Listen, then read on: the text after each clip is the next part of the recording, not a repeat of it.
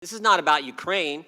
Facts are on the president's side. Zelensky said he wasn't pressured. Ukrainians didn't even know aid was held at the time of the call. And most importantly, they did nothing to get the aid released. This is about one basic fact. The Democrats have never accepted the will of the American people.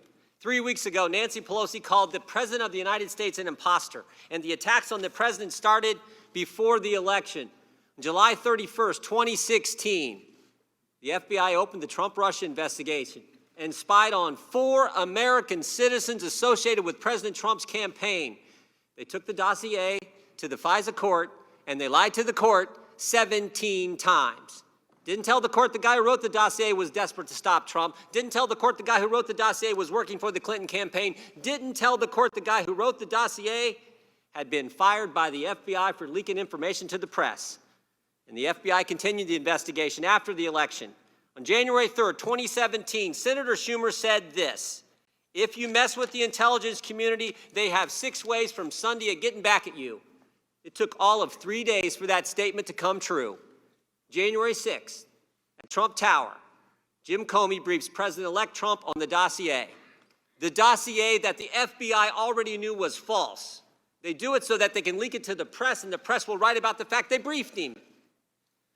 The president was told he wasn't under investigation when, in fact, they were investigating him and trying to trap him at that meeting. And, of course, they continued their investigation after the inauguration. When we deposed Jim Comey in this committee, last Congress, he said after 10 months of the FBI's investigation, they didn't have a thing. Comey gets fired on May 9th, 2017. 8 days later, Bob Mueller gets hired, and we get 2 years of the Mueller investigation. 19 lawyers, 40 agents, 500 warrants, 2,800 subpoenas, but 0 collusion. But Democrats don't care about the facts, and they're never going to stop. The whistleblower's lawyer said 10 days after the president was sworn in, coup has started, impeachment to follow. 16 Democrats on this committee voted to move forward with impeachment before Bob Mueller ever sat in front of this committee and testified, before President Trump and President Zelensky ever had their call.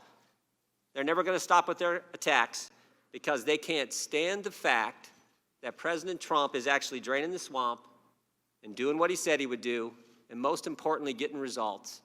Taxes cut, regulations reduced, economy growing at an unbelievable pace, lowest unemployment in 50 years, Gorsuch and Kavanaugh on the court, out of the Iran deal, embassy in Jerusalem, hostages home from North Korea, and oh, by the way, a new NAFTA agreement coming any day now. They can't stand it, and they're never going to stop. And it's not just because they don't like the president.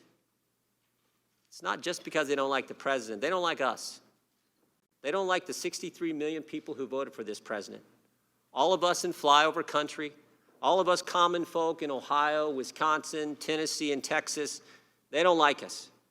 How about what Mrs. Carlin said last week, sitting right there?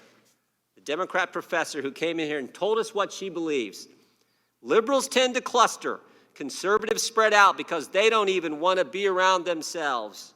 How about our colleague, Maxine Waters, June of 2018, when she said this: "And if you see anybody from that cabinet in a restaurant, in a department store, at a gasoline station, you get out and you create a crowd and you push back on them and you tell them they are not welcome anymore, anywhere." That is scary. How about Peter Strzok, the guy who ran the Clinton investigation, the guy who ran the Trump-Russia investigation, the deputy head of counterintelligence who was fired, when he said this: "Went to a Southern Virginia Walmart, I can smell the Trump support. They don't like us." That's what this is about.